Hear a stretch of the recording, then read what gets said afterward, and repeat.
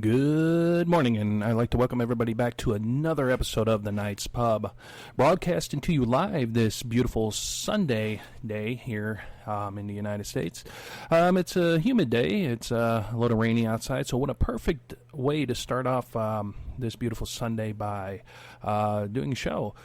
So, first thing is I wanted to say happy Father's Day to all the men out there that are making a difference in a child's life. I just want to say I greatly appreciate it. Here in the United States, we're celebrating Father's Day here. And I just wanted to thank all the men, from family to the military to friends, that have made a positive impact on my life. I just wanted to say thank you, and I wouldn't be the person I am today without your influence.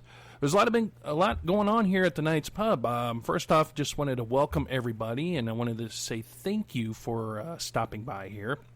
As we're gearing up for, our very special guest, author G. Michael Vasey from England. So there's a little bit of a time difference, but we've been coordinating some time. So here in a little bit, we'll be getting him on the line here and catching up with him. But Guys, you could catch us live here at the Knights Pub, www.thenightspub.net, and on the homepage, the very first page you come to, there's going to be a little radio at the top. If you press play, that will tunnel you into our radio broadcast server that we host internally here in our studio. And you can always catch us going to Shoutcast, so www.shoutcast.com. In the search, just type the Knights Pub, and it will tunnel you right into here. So pretty unique way that we can reach out to our audience. And also, if you're hearing this broadcast other than now or what's indicated on the website, it's probably a broadcast, and please feel free to download the broadcast and distribute it, listening to it broadcast if we really don't mind. You can also catch us on Spreaker, SoundCloud. We have our own YouTube channel, which we just stood that up, so there's some content up there, but that's a work in progress as usual. And also on Podomatic. Now, if you want to become a guest on the Knights Pub, there are a few ways to become a guest. First, there's on our show schedule page, there's a form, and it's a PDF file that gives kind of what we're all about. Please feel free to download that and check it out, and and drop us a line to let us know, or you could drop us a line and let us know a topic that you'd like to discuss. Guys, we're open to discussion. As you could tell by listening to our shows, we cover anything under the sun. Now, the show has a phone number here. It's 636-487-4258. Usually during a live broadcast, we take phone calls, but because of the time difference, and we definitely don't want to waste our next guest's time, and by interfering with anything, the show, it will go right to voicemail. So if you have any questions for our guest, Mr. Vasey, coming up, please leave a voicemail, or you can always shoot an email to info@thenightspub.net, and somebody will get back with you. If you have any questions at any time, or you want to become a guest on the show, please feel free to call that number or drop us a line at elliot@thenightspub.net, stan@thenightspub.net, or just for general inquiries, info@thenightspub.net. If you go to our show schedules page, we have a lot of special guests coming up. Of course, our very special guest, G. Michael Vasey, today. Now, next Saturday, we're going to be interviewing Paul Adams, also from England, and we're going to be discussing his book, The Enigma of Rosalie, about Harry Price's investigation.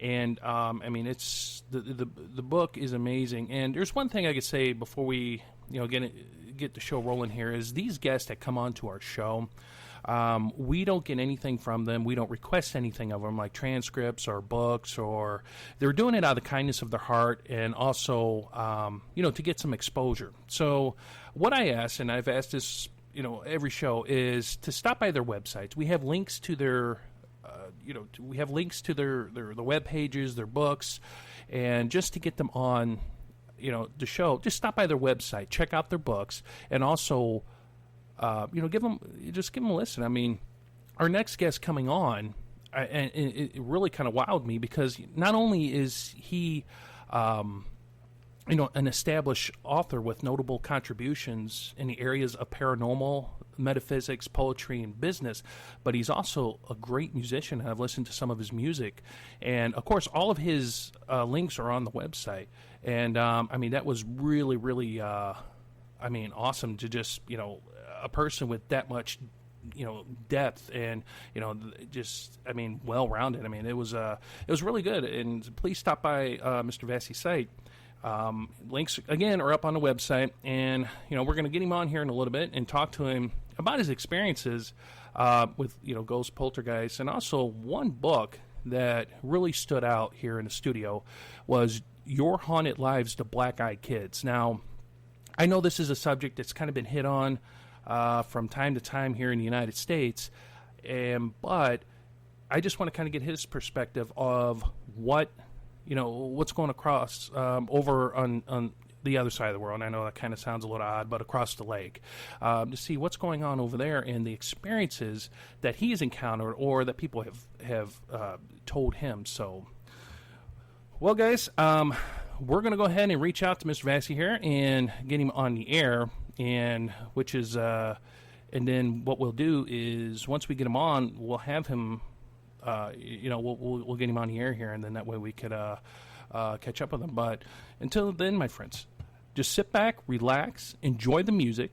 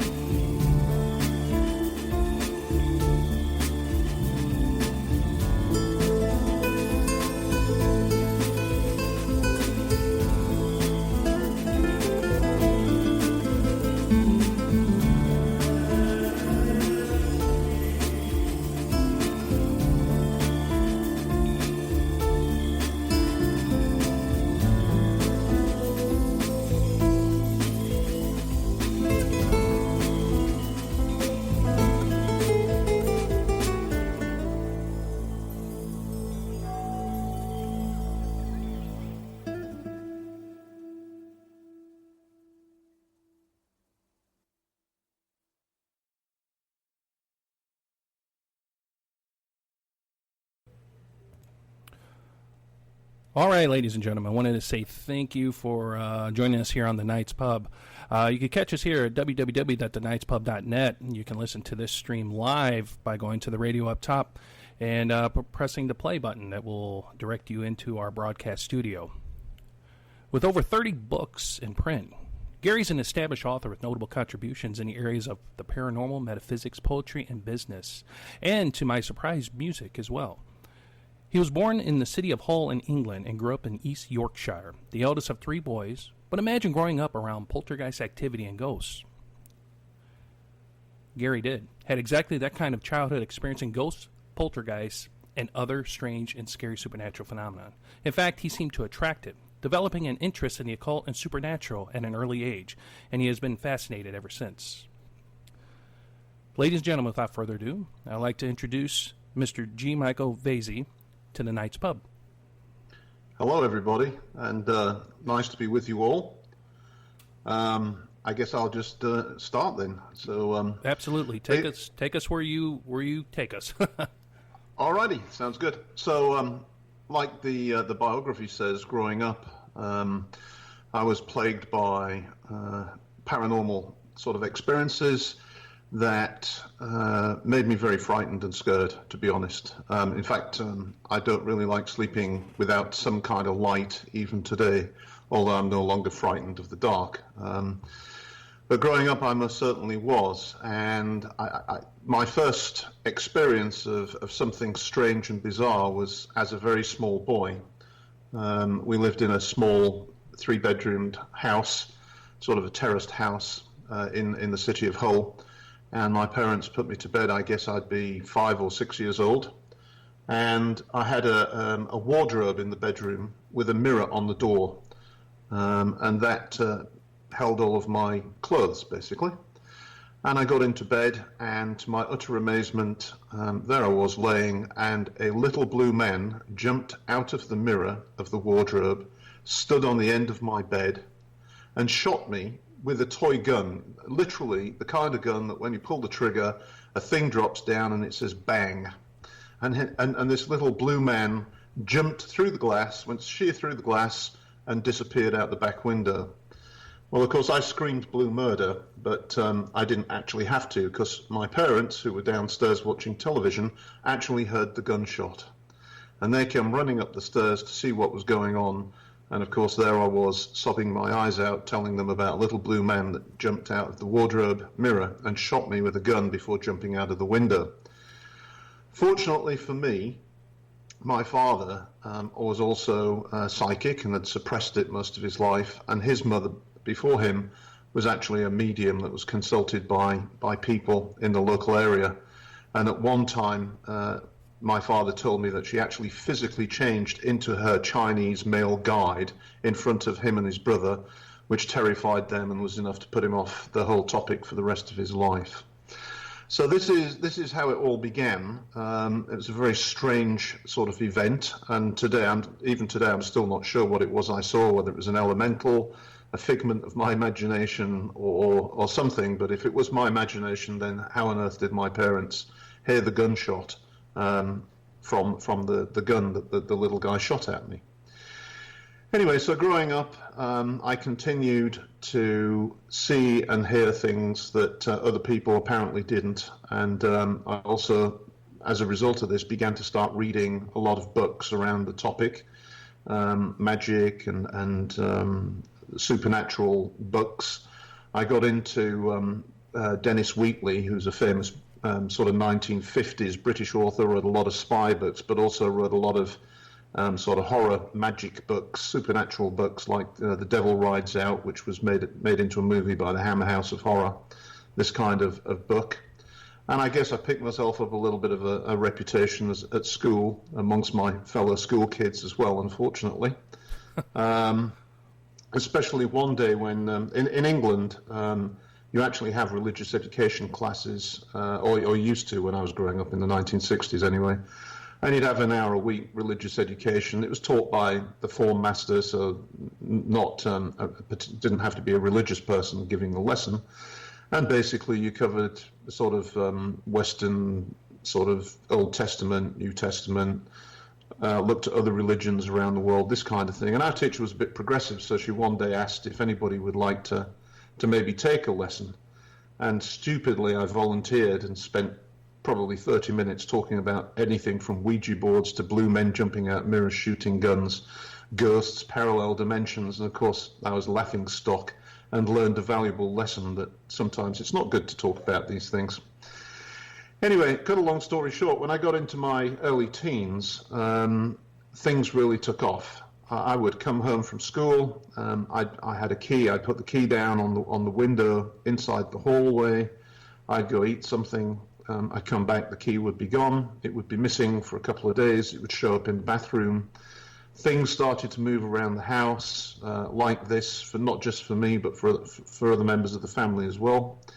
And then laying in bed at night, it started with sort of little scratching sounds, banging sounds coming from the attic upstairs, and progressed into sort of horrible breathing and footsteps and people moving around in the attic upstairs. And the whole house took on this atmosphere, which was not very pleasant at all. And my father basically tried to tell us all that there was nothing wrong. It was just the house at night settling and the change of temperature when the heating went off in the winter, this kind of thing. It was just natural phenomena. But I caught him one night going up into the attic with his flashlight because he was hearing the same sounds as I was, and he was curious and frightened about it as well. So he was going up into the attic. And at first we thought that we had a solution because my father had been given this old family Bible by a neighbor of his father's, and it was a big, one of those big 18th century, 17th century leather-bound, massive books, and in the front was the family history of the family that had given my father this gift. And he had, after looking at it and showing me it and my mum, he'd put it upstairs in the attic, and he began to suspect that perhaps it was this Bible, because the family, he said he was always wondering why they gave him it, because they didn't really like him or our family. And so he began to suspect maybe there was something about this family Bible. So he put it in a tin box, and he buried it at the bottom of the garden. And for a few nights, we had peace and quiet, to the point where we thought, well, perhaps that was the problem. Unfortunately, it wasn't. Things got worse pretty quickly thereafter. And by the time I was going to college in Birmingham, I was really quite pleased to get away from the house. I would come home at weekends, and I would actually drink as much beer as possible in order not to be sober when I stayed the night at the house. But even that didn't help, because one Christmas I came home, went out, had quite a skinful. I was sleeping on my brother's bedroom floor, and I basically got into the sleeping bag. I was feeling very woozy. I thought I'd just more or less pass out. And then I heard the click of the front door. And of course, at this point, the wooziness disappeared in an instant. Every cell in my body was on alert. The hairs on the back of my neck were up, and I'm thinking to myself, gosh, I'm sure I locked the front door. And then I heard these sighing sounds and these slow footsteps coming up the staircase. Sigh, footstep, another deep breath, footstep. And the more this was happening, the more I was sitting upright, ready to pounce. And at the point where I couldn't take any more, the bedroom door began to open, and I guess I did scream, and my father walked in. And he switched on the light, and he said, "Don't worry, I heard it too. Let's sit together for a little while until the house quietens down, and then maybe we can get some sleep." And I had multiple of these kind of instances in that house growing up, and unfortunately it actually followed me to college. And I believe what was going on was it was a poltergeist type activity, and I was the center of it, because I believe that poltergeists feed off of our fear. Fear is energy, and if this entity can detect a person who is easily frightened and gives off a lot of energy, fear energy, then they will select that person. And even better if they're a hormonal teen who's just completely out of control from a hormonal point of view. So I spent several more years. I had at university. I had a neighbour who was an Irish Catholic in in one of the apartments, and he also experienced some of the things that were plaguing me, to the point where when I left this student accommodation, I was very embarrassed because he'd drawn penciled crosses on each of the four walls of my room to try to protect me from whatever evil entity this was that was preying on me. Needless to say, eventually, into my late teens, early 20s, things began to settle down. And by the time I was in my late 20s, other than seeing strange things from time to time and hearing things that other people didn't, this poltergeist type phenomena had gone away, and I was feeling reasonably comfortable. And I got on with getting married, having kids, raising the kids, and moving to Houston, Texas, where I spent 20 years of my life. And once the kids reached a certain age, and my career had sort of stabilized, I decided, as I periodically did, wouldn't it be fun to investigate things in a bit more detail? I did happen to have made friends with a few people via email that were associated with various schools of magic in the UK. And yes, there really are schools of magic, like the Hogwarts School. In Harry Potter, people are often amazed to know this, but I discovered one called the Servants of the Light, based in the Channel Islands, led by a very interesting lady, Dolores Ashcroft Nowicki, who's written a lot of books herself. And what they offered was a 5-year course by post for a very low fee, monthly fee, with a supervisor. And it basically is an exploration of yourself. It's a meditation course. It looks at Kabbalah, the Tree of Life. It looks at myth and legend. But in essence, what you're doing is you're exploring yourself, your inner self, and you're learning who you are, and what you're about. And I can thoroughly recommend for anybody spending some time contemplating who you are and what you're about, and learning about yourself. And in doing so, you'll discover potentially lots of different aspects of yourself, not just the inner child and the angry man and some of that Jungian stuff, but you'll discover all kinds of little characters inside yourself that make up your own psyche, and basically combine to be the you that you are. And understanding how this all works is actually the first thing that you've got to do in any magical course. Harry Potter somehow managed to avoid this conveniently. But if you're going to try to do magic, this is the first thing that you've got to do. And I'll come back to magic a little later. During the course of doing this, I discovered a couple of things. One, I realized that my fear of paranormal phenomena, supernatural phenomena, made me look like a lit-up Christmas tree on the other side of things. So any passing malevolent, or just, maybe not malevolent, just cranky sort of entity, would see my energy and realize that, hey, here's some food. I can have some nice energy food, and I can create more of it just by making this fella scared. And I was a ready candidate, and this is what I was doing to myself. So I always talk about being lit up like a Christmas tree to the other side. And I realized that having done this 5-year course, I'd become a much calmer, more centered person, and was very much in control of these phenomena, and very much in control of what I wanted to see or not, what I wanted to hear or not, so on and so forth, to the point where today, if something starts to happen, I just shut it off, because I'm not at all interested in experiencing it anymore. Thank you very much. Now, anyways, quick, you had mentioned that it was a poltergeist, yeah, that was plaguing you when you were younger, and followed you to college. Yeah. And I guess my question is, people definitely know what a ghost is. Demons, depending on, what train of thought that you're following with demons, sure. And of course elementals.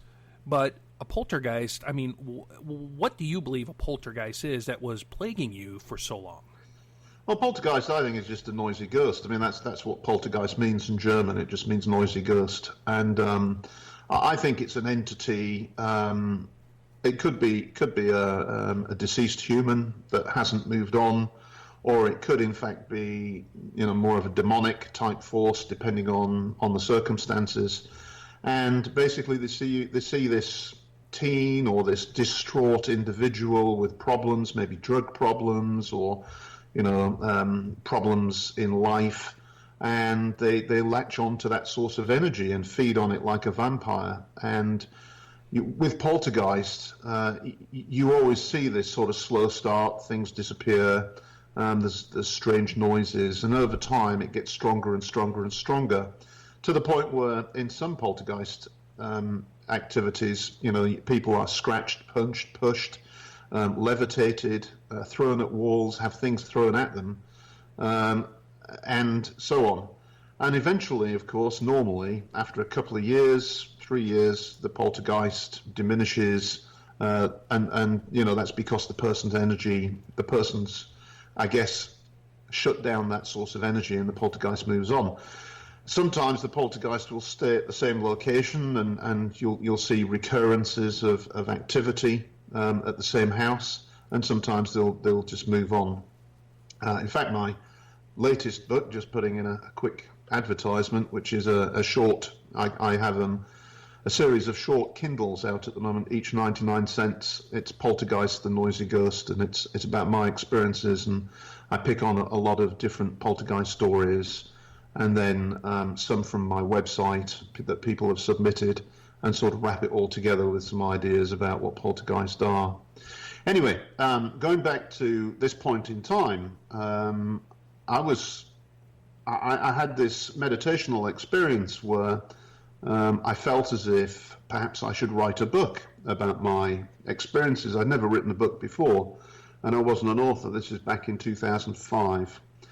And so I did, in fact, sit down and I wrote a sort of autobiographical book. I mean, why anybody would want to read an autobiography of a guy nobody's ever heard of is beyond me. But I thought perhaps there might be an audience for the School of Magic, Harry Potter thing, which was big back then, really big.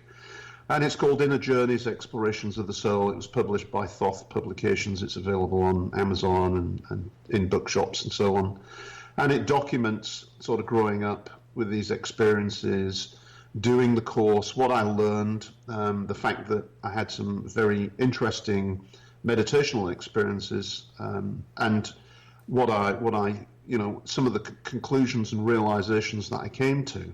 So just to give you an example of a couple of the things that are in the book, which I thought were very, very powerful experiences for me. In one instance, I was meditating, and suddenly I was sort of somewhere else, and I could see, looking down this hill, and it was a desert hill. There was no trees or plants, and there was a city around it. And then I realized that there was actually 3 crosses on this hill and a group of people.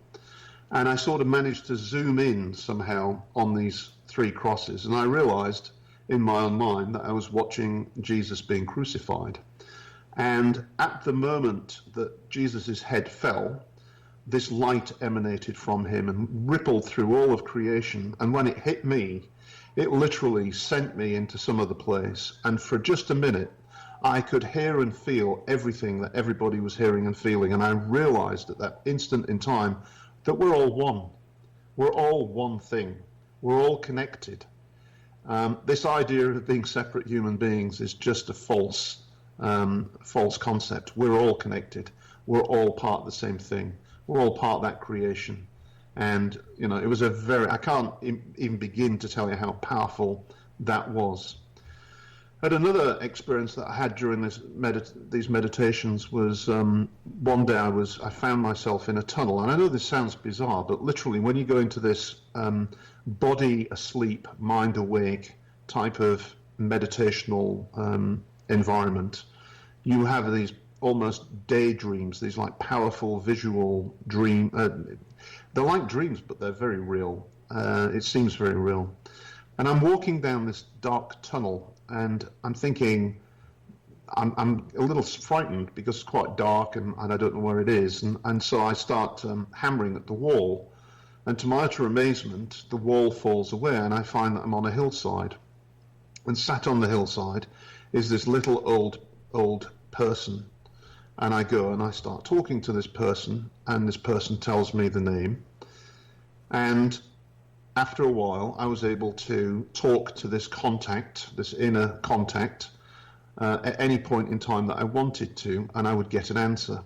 And during the course of the time that I was doing the course, this little old person got younger and younger and younger and transformed into a rather beautiful young woman.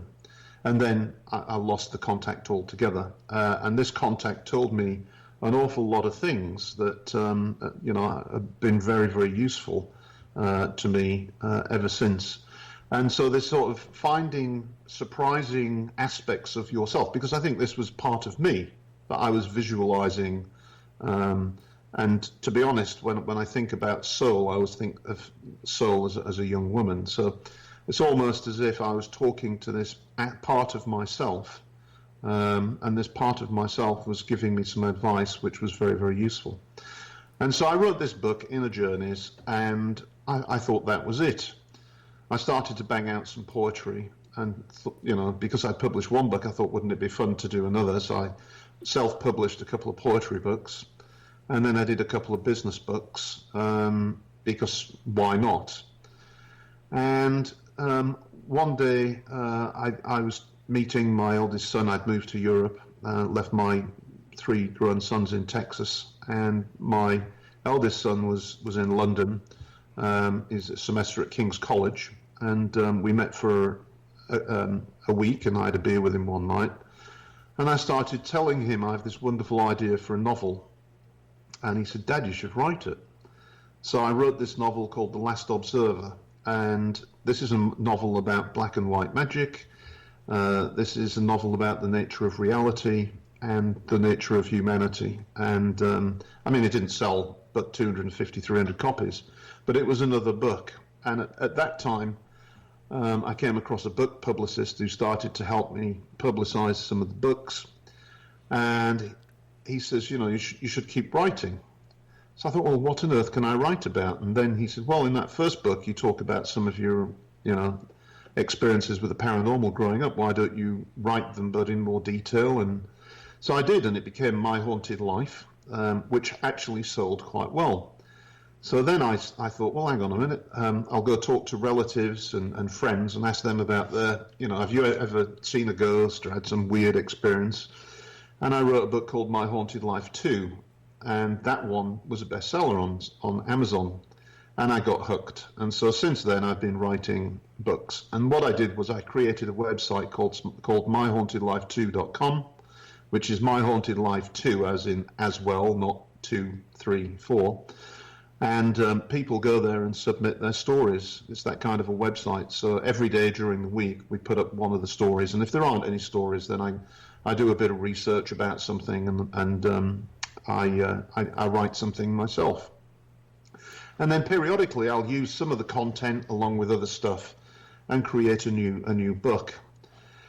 Well, so I thought that I'd seen every kind of story, ghosts, poltergeists, demons, shadow people.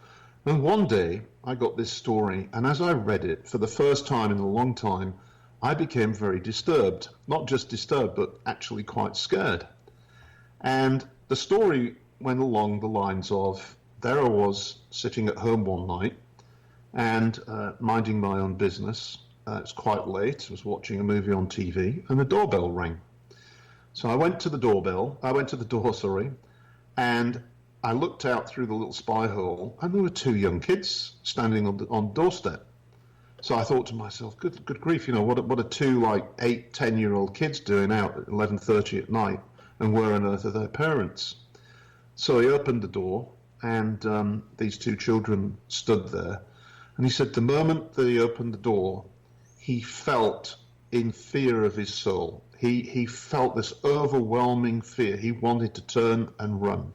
And he couldn't explain it. He couldn't put his finger on why he was so scared, because there were 2 kids stood on his doorstep. One of them said, we need to come in and use your telephone. So he was about to let the kid in because, after all, two young kids, late at night, obviously missing their parents, maybe they did need to use the phone. But it was at that moment he noticed that they had black eyes, completely black eyes.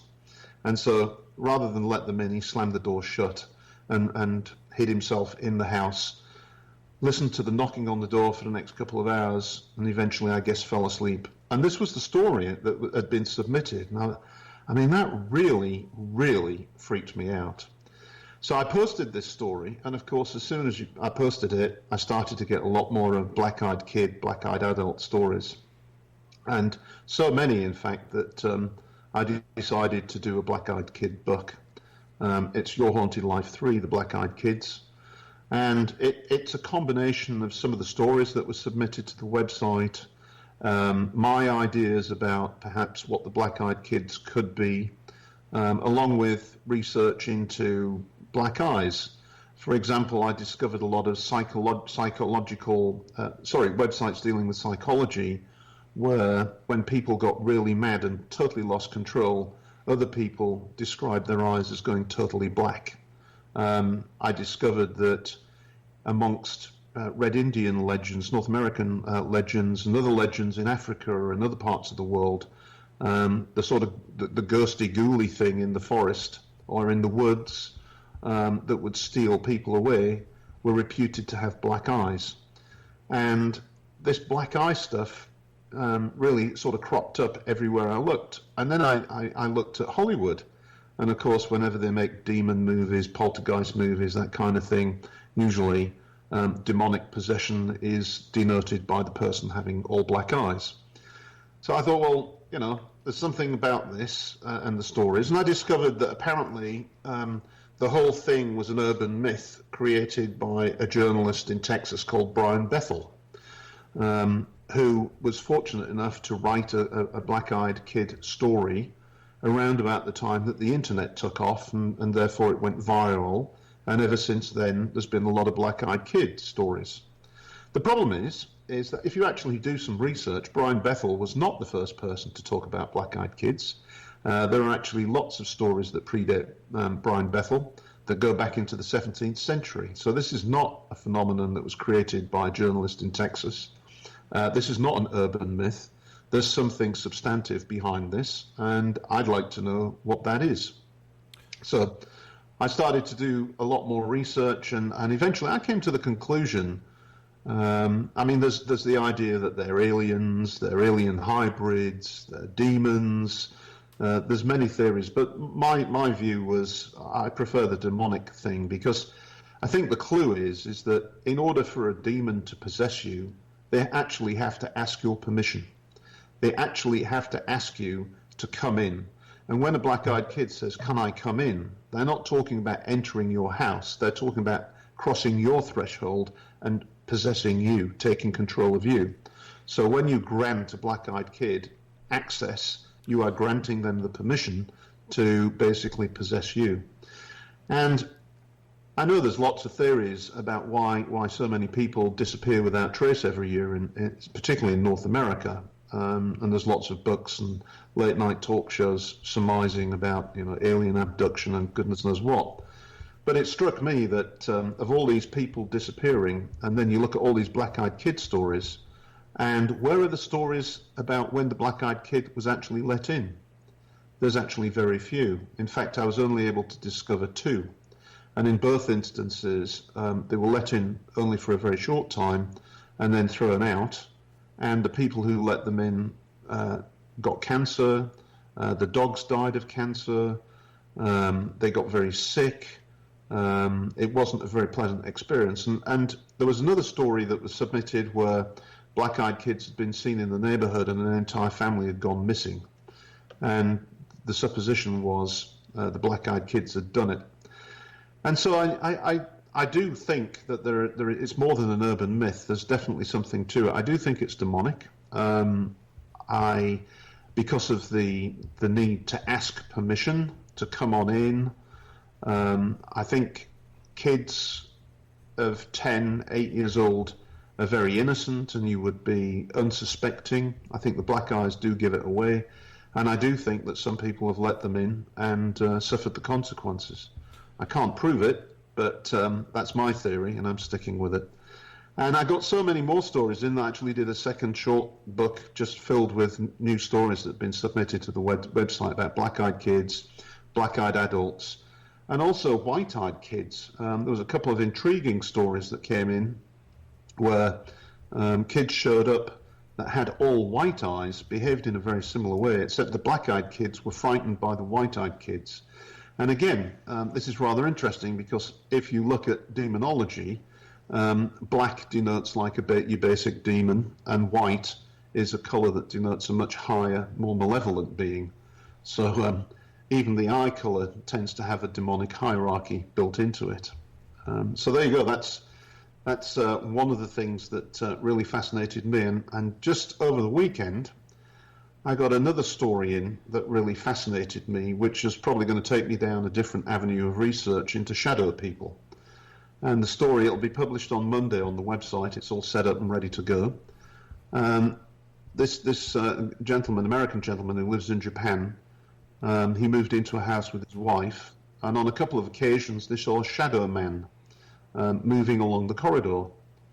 And they thought not much of it because the shadow man wasn't bothering them, and they had some paranormal activity in their previous lives, and it really didn't bother them. But one night the American gentleman was walking up the staircase and he met the shadow man coming down, and he said he looked up into this dark shadow face with no features, and the shadow man screamed, turned and ran, which is really quite intriguing because that would suggest that to the shadow man the human was the ghost and the object of fear to be ran from.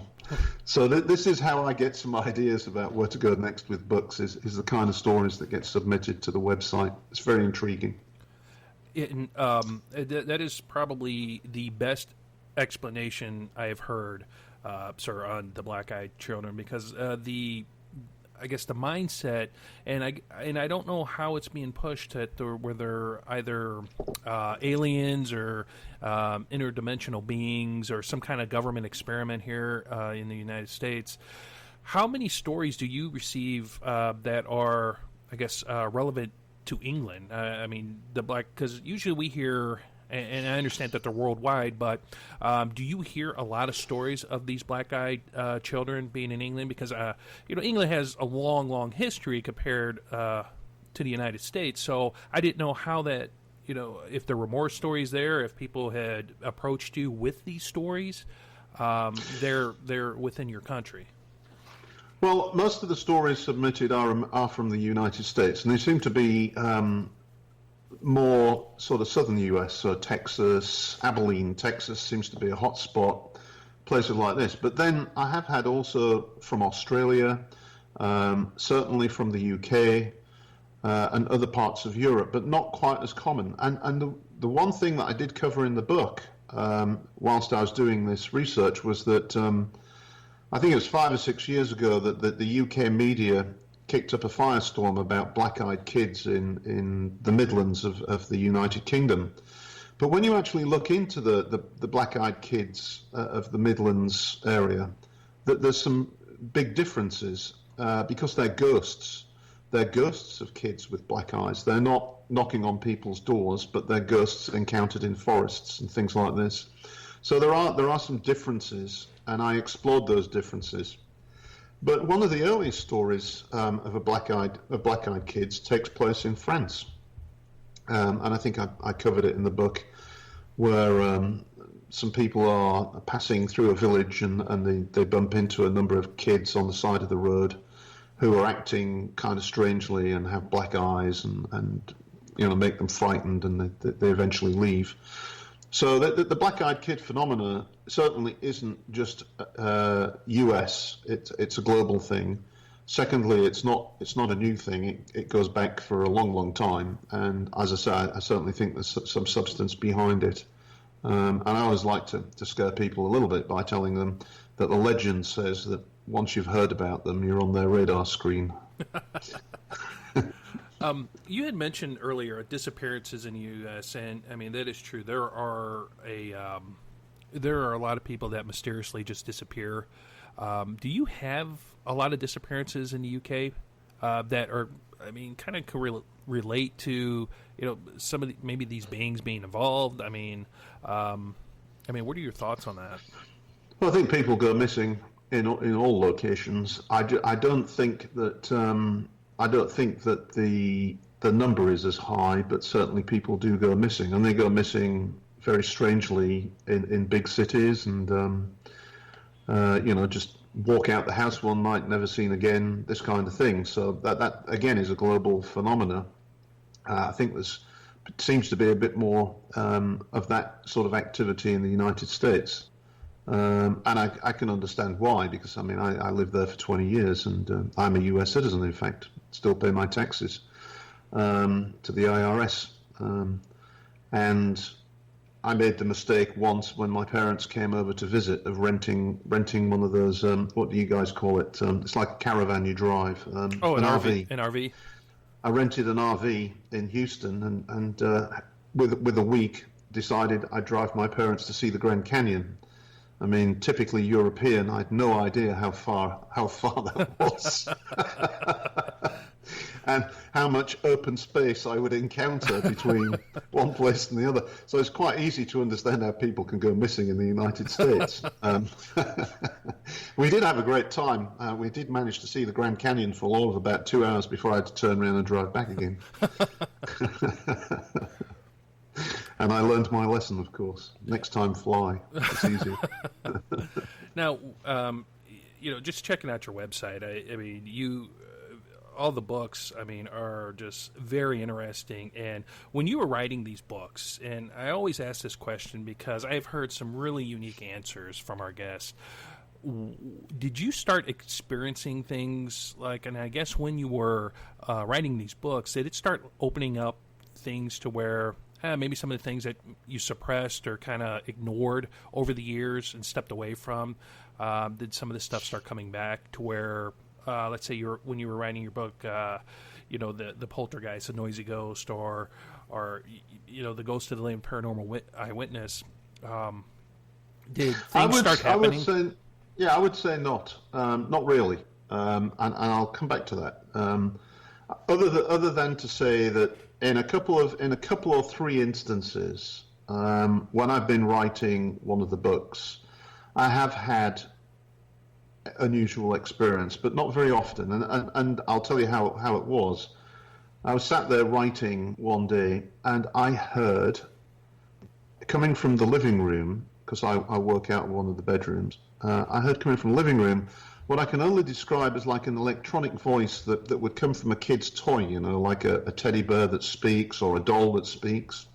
Well, I do have a young daughter, so my instinctive reaction was that maybe she'd left a toy and it was somehow running. So I went to take a look, and of course I couldn't find any such toy in the living room anyway to explain what I'd heard. And I went back into the bedroom, started writing again, and heard it again even more clearly. And that did start, this happened 2 or 3 times, and it did start to cause me a little concern.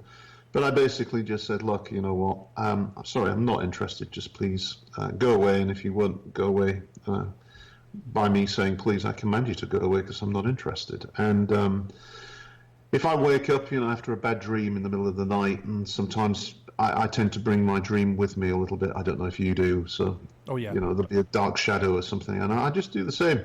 Just I don't give you permission to be in my reality. And this is coming back to the magic. What I discovered is it's not Harry Potter-esque where you wave a wand and say some word and something happens. Magic is basically studying yourself and your own inner reality, and it's all predicated by the view that the microcosm and the macrocosm. So I am the reflection of the outer world, or the outer world is the reflection of my inner world. And so, if my inner world is in turmoil, then my outer world is in turmoil. If my inner world is in fear, then I will experience fear in the outer world. And if I want to manifest something through my own will in the outer world, then I have to sort of have it inside and bring it outside. And so magic isn't necessarily the kind of thing where you can magic a glass of water. Magic is more, to me, it's like a self-psychology. It's top athletes employ people to help them visualize running the race and winning over and over and over again. That's magic. That's what magic is, right? It's creating your own reality. It's taking from the inside, projecting it to the outside, and creating your own reality. And so, very religious people, they're really magicians too. I mean, what are they doing? But they're using their faith to create peace within themselves. They're using prayer to express that and manifest that in the outer world. It's an act of magic. I'm sure some people will understand what I'm saying, and others perhaps won't. But magic is about, first of all, knowing yourself, and then projecting it into the outer world. And we literally create our own reality. And I have, in fact, written the book, How to Create Your Own Reality. And it talks about meditation, prayer, visualization, and basically convincing yourself that something that you want is going to happen. Because one of the things I find fascinating is the nature of reality. And I'm a PhD geologist originally, so I don't think I'm a stupid person. I think I'm intellectual, and I can understand concepts like physics and things like this. If you look at quantum physics and some of the bizarre behavior at the particle level, and if you look at human experience in terms of near-death experience and things like this, déjà vu, and so long as you acknowledge that the brain, that we're not just biological creatures, that we have some meaning and some longevity, then I think you can come to the startling conclusion that you create your own reality. I mean, when you look outside the window and you see whatever it is you're seeing, actually you're not seeing anything. Light vibrations are entering your eye. They're entering up. They're hitting the back of your eye upside down, and your brain is giving image to that. So actually, you're not seeing anything. You're not seeing what you're seeing. Your brain is creating an image. And when you touch something, you're not actually touching it.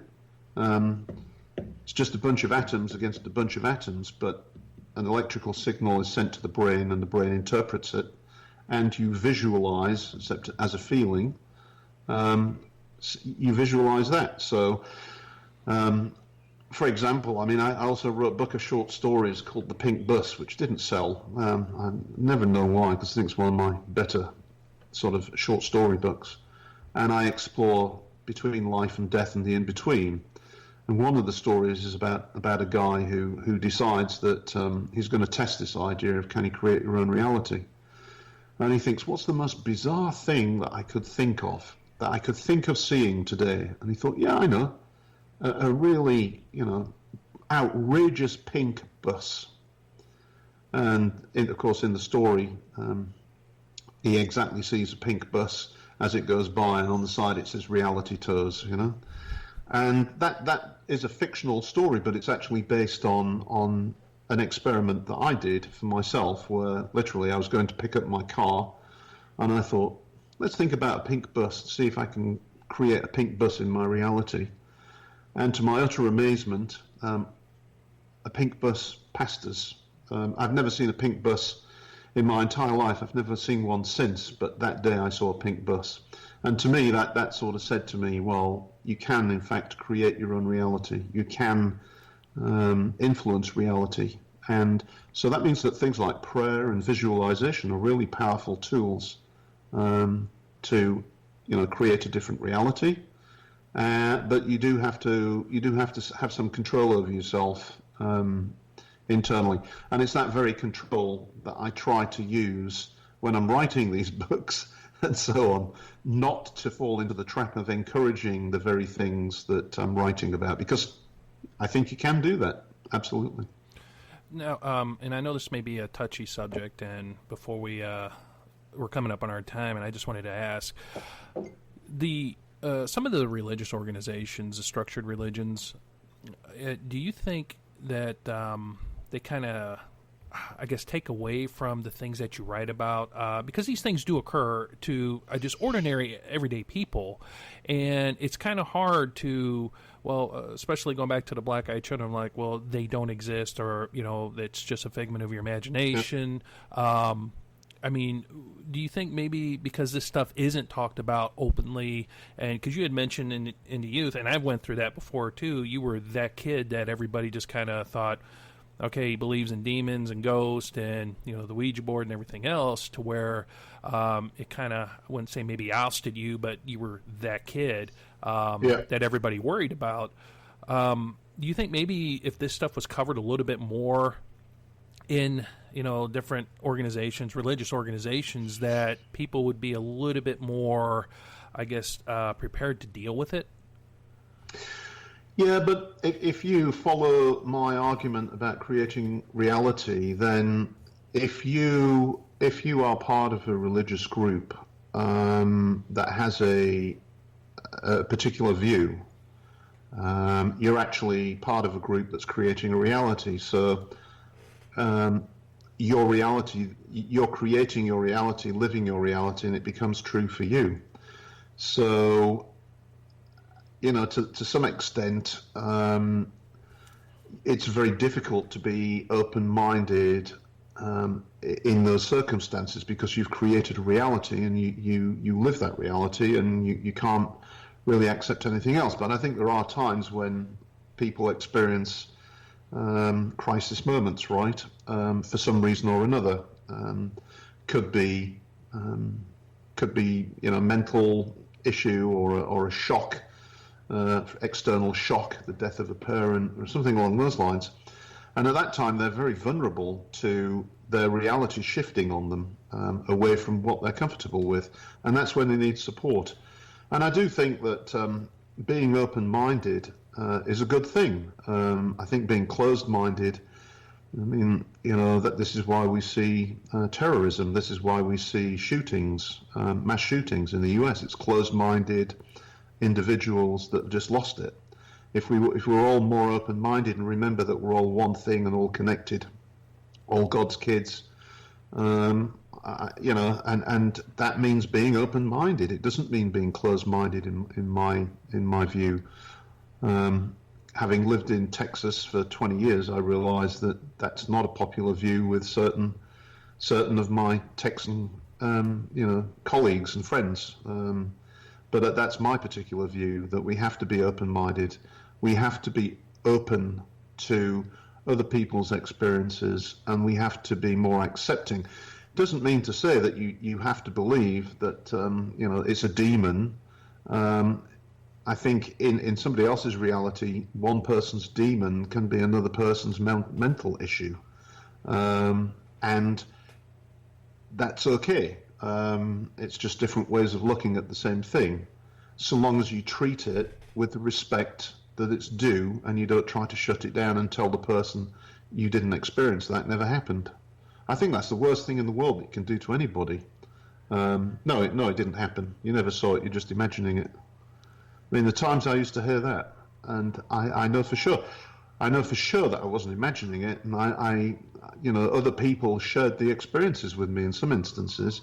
In fact, I was sometimes able to actually make something happen. I remember, if we've got time, one story, it's in one of the books. When I was a college student, I used to write. I was trying to be a musician and write songs and poetry and stuff like this. And an art student that I met, a young woman, read some of my stuff and said, wow, this is really interesting, Gary. I'd like to maybe do a project and do some art around your poetry.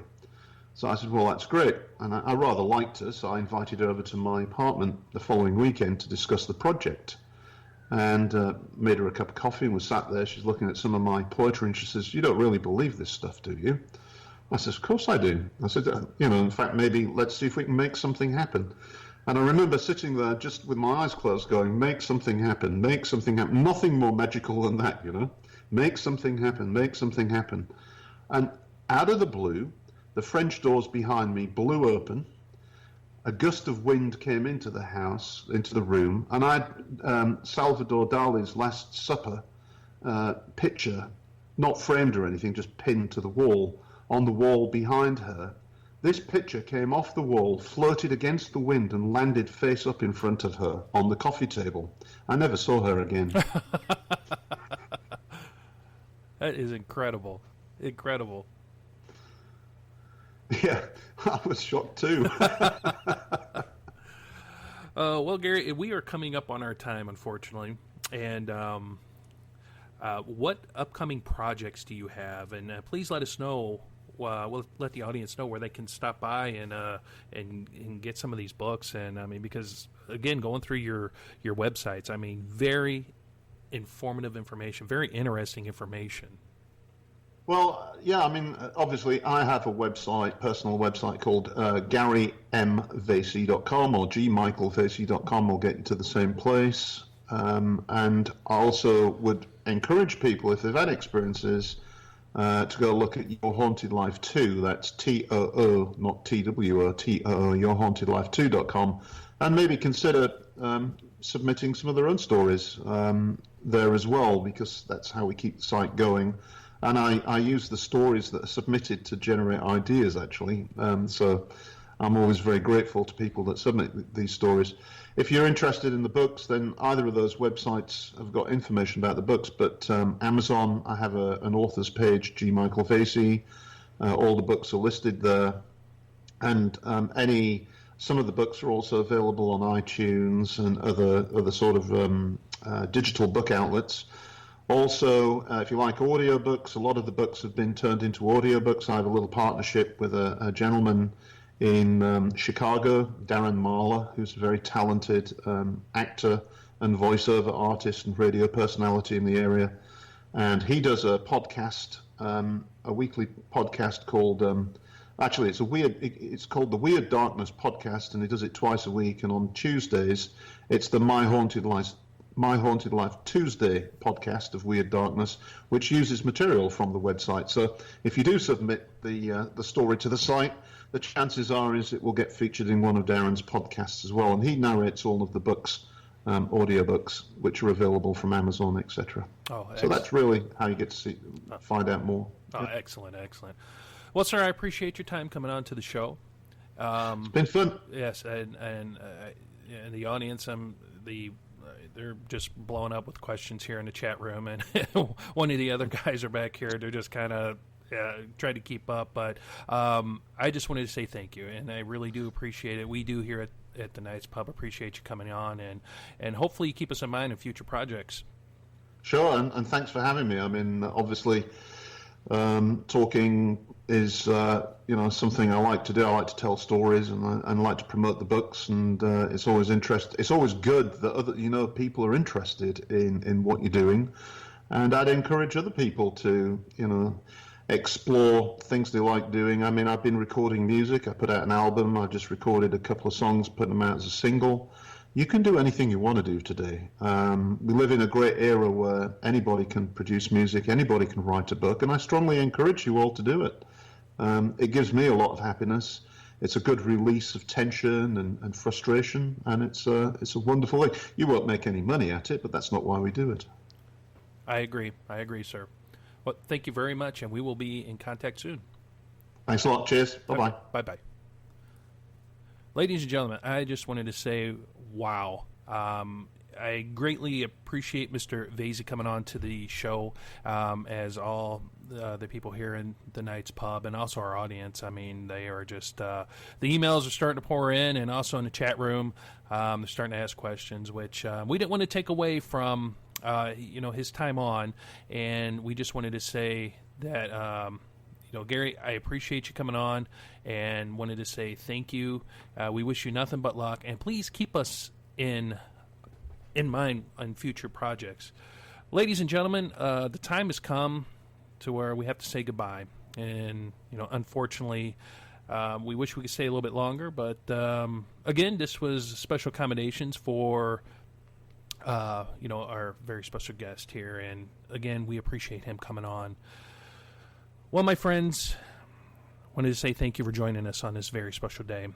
And again, happy Father's Day to all of our fathers out there and all of our positive male role models. Keep doing what you're doing and being that inspiration to our youth? Well, my friends, remember to take care of one another, and to love one another, and to look out for one another, and to pray for one another. And we'll catch you the next time down at the pub.